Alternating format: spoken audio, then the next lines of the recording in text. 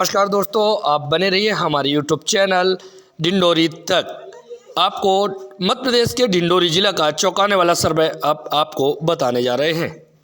पोल में हो गया बड़ा बदलाव। चुनाव के बाद मध्य प्रदेश की जनता ने कर दिया चौंकाने वाला खुलासा।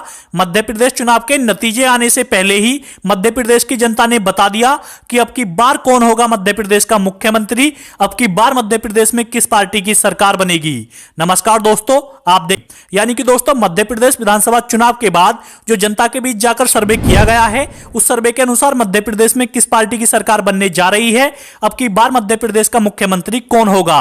दोस्तों आज के इस एग्जिट पोल में मध्य प्रदेश की जनता ने चौंकाने वाले खुलासे किए हैं और मध्य प्रदेश की जनता ने रिजल्ट आने से पहले ही बता दिया कि अब की बार मध्य प्रदेश का मुख्यमंत्री कौन होगा। तो चलिए दोस्तों आज के इस एग्जिट पोल को शुरू करते हैं और देखते हैं कि अब की बार मध्य प्रदेश की जनता के अनुसार अब की बार मध्य प्रदेश का मुख्यमंत्री कौन होगा। तो चलिए दोस्तों आज के इस वीडियो को शुरू करते हैं। यदि आपने अभी तक चैनल को सब्सक्राइब नहीं किया है तो प्लीज चैनल को सब्सक्राइब कर दें और वीडियो के कमेंट में अपनी राय अवश्य लिखें। आपको क्या लगता है अब की बार मध्य प्रदेश में किस पार्टी की सरकार बन सकती है, अब की बार मध्य प्रदेश का मुख्यमंत्री कौन हो सकता है। तो चलिए दोस्तों आज के इस वीडियो को शुरू करते हैं और देखते हैं कि मध्य प्रदेश की जनता के अनुसार अब की बार मध्य प्रदेश का मुख्यमंत्री कौन होगा। तो चलिए दोस्तों आज के इस वीडियो को शुरू करते हैं। तो चलिए दोस्तों सबसे पहले हम बात कर लेते हैं उज्जैन की। उज्जैन में 7 विधानसभा सीटों पर वोटिंग हुई। उज्जैन की 7 विधानसभा सीटों में से भाजपा के खाते में 3 जबकि कांग्रेस के खाते में 4 विधानसभा सीट जाती दिख रही हैं। यानी कि दोस्तों उज्जैन जिले में कांग्रेस को 1 सीट पर बढ़त मिलती दिख रही है। दोस्तों इसके बाद आता है इंदौर। इंदौर की 9 विधानसभा सीटों पर वोटिंग हुई। इंदौर में भाजपा को 4 जबकि कांग्रेस के खाते में 5 विधानसभा सीट जाती दिख रही हैं। यानी कि दोस्तों इंदौर जिले में भी कांग्रेस को 1 सीट पर बढ़त मिलती दिख रही है। यदि दोस्तों हम बात करें जबलपुर की, जबलपुर में 8 विधानसभा सीट हैं। जबलपुर की 8 विधानसभा सीटों पर वोटिंग हुई। यहां पर भाजपा के खाते में 4 जबकि कांग्रेस के खाते में भी 4 विधानसभा सीट जाती दिख रही हैं। यानी कि दोस्तों जबलपुर जिले में कांग्रेस और भाजपा के बीच कांटे की टक्कर देखने को मिल सकती है। दोस्तों इसके बाद आता है ग्वालियर। ग्वालियर की 6 विधानसभा सीटों पर वोटिंग हुई। ग्वालियर की 6 विधानसभा सीटों में से भाजपा के खाते में 2 जबकि कांग्रेस के खाते में 4 विधानसभा सीट जाती दिख रही हैं। यानी कि दोस्तों ग्वालियर जिले में भी भाजपा को भारी नुकसान का सामना करना पड़ सकता है जबकि ग्वालियर जिले में भी कांग्रेस को बढ़त मिलती दिख रही है। दोस्तों इसके बाद आता है छतरपुर। छतरपुर में भी 6 विधानसभा सीटों पर वोटिंग हुई। छतरपुर की 6 विधानसभा सीटों में से भाजपा के खाते में 2 जबकि कांग्रेस के खाते में 4 विधानसभा सीट जाती दिख रही हैं। यानी कि दोस्तों छतरपुर जिले में भी भाजपा को भारी नुकसान का सामना करना पड़ सकता है। दोस्तों इसके बाद आता है पन्ना। पन्ना की 3 विधानसभा सीटों में से भाजपा के खाते में 1 जबकि कांग्रेस के खाते में 2 विधानसभा सीट जाती दिख रही हैं। दोस्तों इसके बाद आता है सतना। सतना की 7 विधानसभा सीटों पर वोटिंग हुई और वोटिंग के पश्चात भाजपा के खाते में 3 जबकि कांग्रेस के खाते में 4 विधानसभा सीट जाती दिख रही हैं। दोस्तों इसके बाद आता है दतिया। दतिया की 3 विधानसभा सीटों पर वोटिंग हुई। दतिया की 3 विधानसभा सीटों में से भाजपा के खाते में 1 जबकि कांग्रेस के खाते में 2 विधानसभा सीट जाती दिख रही हैं। दोस्तों इसके बाद आता है भिंड। भिंड की 5 विधानसभा सीटों में से भाजपा के खाते में 2 जबकि कांग्रेस के खाते में 3 विधानसभा सीट जाने की संभावना है। दोस्तों इसके बाद आता है गुना। गुना की 4 विधानसभा सीटों पर वोटिंग हुई। गुना की 4 विधानसभा सीटों में से भाजपा के खाते में 1 जबकि कांग्रेस के खाते में 3 विधानसभा सीट जाती दिख रही हैं। दोस्तों इसके बाद आता है सागर। सागर में 8 विधानसभा सीट हैं। यहां पर भाजपा के खाते में 3 जबकि कांग्रेस के खाते में 5 विधानसभा सीट जाती दिख रही हैं। यदि दोस्तों हम बात करें मुरैना की, मुरैना में 6 विधानसभा सीटों पर वोटिंग हुई। यहां पर भाजपा के खाते में 2 जबकि कांग्रेस के खाते में 4 विधानसभा सीट जाती दिख रही हैं। यदि दोस्तों हम बात करें शिवपुरी की, तो शिवपुरी में भी 5 विधानसभा सीटों पर वोटिंग हुई। शिवपुरी की 5 विधानसभा सीटों में से भाजपा के खाते में 2 जबकि कांग्रेस के खाते में 3 विधानसभा सीट जाती दिख रही हैं।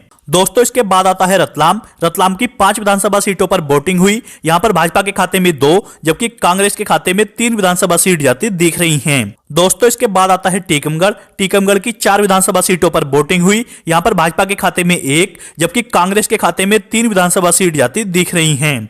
यदि दोस्तों हम बात करें भोपाल की, भोपाल में 7 विधानसभा सीट हैं और भोपाल की 7 विधानसभा सीटों में से भाजपा के खाते में 2 जबकि कांग्रेस के खाते में 5 विधानसभा सीट जाती दिख रही हैं। दोस्तों इसके बाद आता है सिंगरौली। सिंगरौली की 3 विधानसभा सीटों पर वोटिंग हुई। सिंगरौली में भाजपा के खाते में 1 जबकि कांग्रेस के खाते में 2 विधानसभा सीट जाती दिख रही हैं। हैं। दोस्तों इसके बाद आता है रीवा। रीवा में 8 विधानसभा सीट हैं। यहां पर भाजपा के खाते में 4, जबकि कांग्रेस के खाते में भी 4 विधानसभा सीट जाती दिख रही हैं। यानी कि दोस्तों रीवा जिले में भाजपा और कांग्रेस के बीच कांटे की टक्कर देखने को मिल सकती है। दोस्तों इसके बाद आता है शहडोल। शहडोल की 3 विधानसभा सीटों पर वोटिंग हुई। यहां पर भाजपा के खाते में 1, जबकि कांग्रेस के खाते में 2 विधानसभा सीट जाने की संभावना है। यदि दोस्तों हम बात करें उमरिया की, उमरिया में भी 3 विधानसभा सीटों पर वोटिंग हुई। यहां पर भाजपा के खाते में 1, जबकि कांग्रेस के खाते में 2 विधानसभा सीट जाने की संभावना है। दोस्तों इसके बाद आता है डिंडोरी। डिंडोरी में 2 विधानसभा सीटों पर वोटिंग हुई। यहां पर भाजपा के खाते में 1, जबकि कांग्रेस के खाते में भी 1 विधानसभा सीट जाने की संभावना है।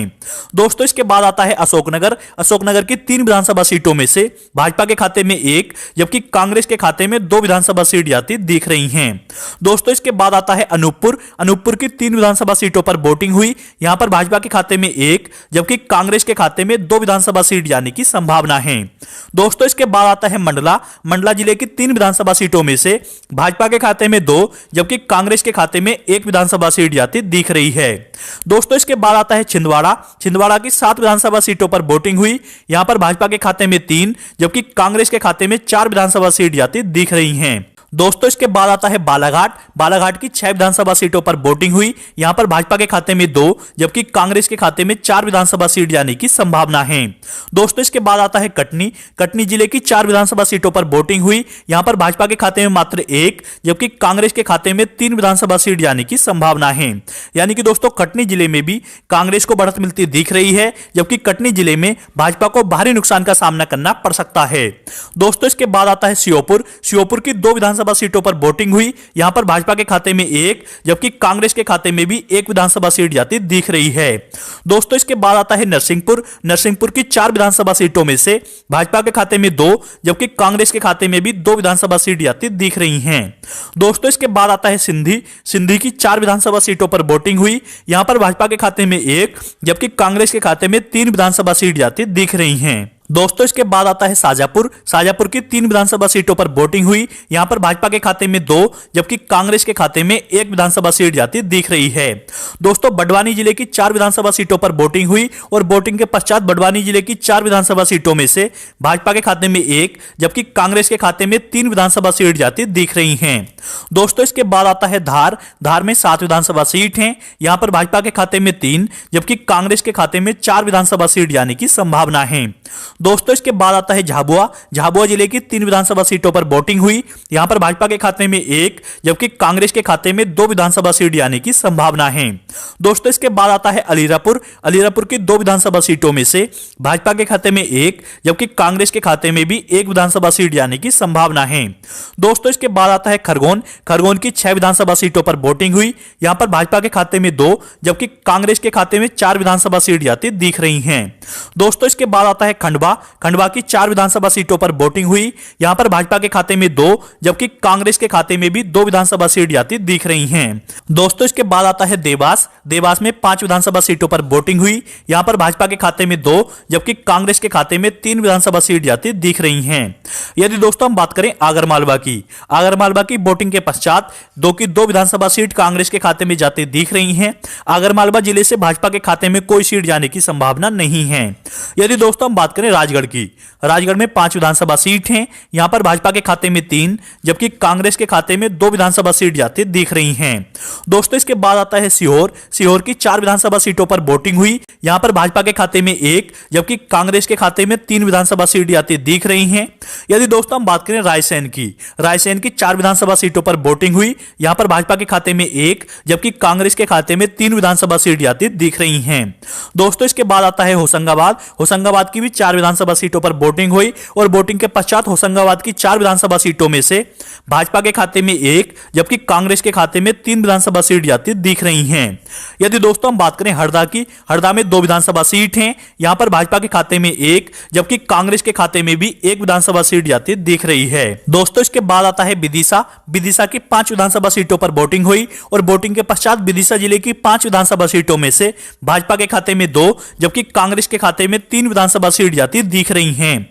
दोस्तों इसके बाद आता है बैतूल। बैतूल में 5 विधानसभा सीट हैं। यहां पर भाजपा के खाते में 3 जबकि कांग्रेस के खाते में 2 विधानसभा सीट जाती दिख रही हैं। यदि दोस्तों हम बात करें नीमच की, नीमच के 3 विधानसभा सीटों में से भाजपा के खाते में 1 जबकि कांग्रेस के खाते में 2 विधानसभा सीट जाती दिख रही हैं।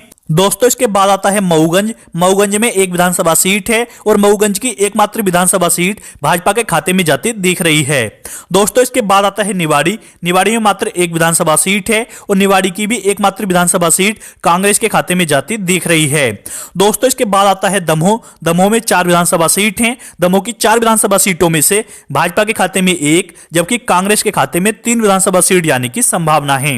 यदि दोस्तों मध्य प्रदेश की कुल विधानसभा सीट यानी कि 230 विधानसभा सीटों के सर्वे की बात करें, जो सर्वे वोटिंग के पश्चात किया गया है, उस सर्वे के अनुसार मध्य प्रदेश की 230 विधानसभा सीटों में से कांग्रेस के खाते में 143 जबकि भाजपा के खाते में 87 विधानसभा सीट जाती दिख रही हैं।